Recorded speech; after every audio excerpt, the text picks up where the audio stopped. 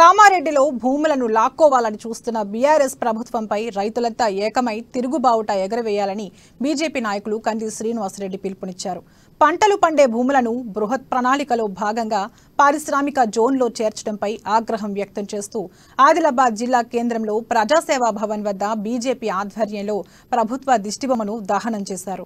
రాష్ట్ర ప్రభుత్వానికి సీఎం కేసీఆర్ కు వ్యతిరేకంగా నినాదాలు చేస్తూ నిరసన తెలిపారు. ప్రభుత్వానికి అధికారులు వత్తాసు పలకడం మానుకుని బాధ్యతాయుతంగా వ్యవహరించాలని కంది శ్రీనివాసరెడ్డి అన్నారు. రాబోయేది బీజేపీ ప్రభుత్వమని, అవినీతి అధికారుల ఆట కట్టిస్తామని హెచ్చరించారు. రైతు రాములది ముమ్మాటికి ప్రభుత్వ హత్యనని అన్నారు. ఈ కార్యక్రమంలో ఓబీసీ మోర్చా రాష్ట్ర కార్యవర్గ సభ్యులు శంకర్, బీజేపీ నాయకులు కొడప సోనేరావు, బోయర్ వెంకటేష్ తదితరులు పాల్గొన్నారు.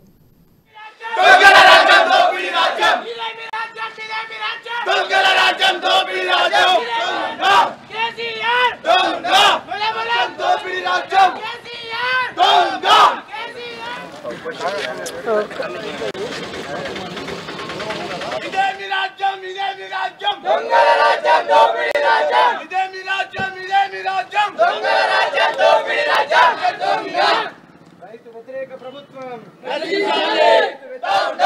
కామారెడ్డిలో రైతుల భూములు వెంటనే, రైతుల భూములు వెంటనే, రాజ్యం దోపిడీ రాజ్యం.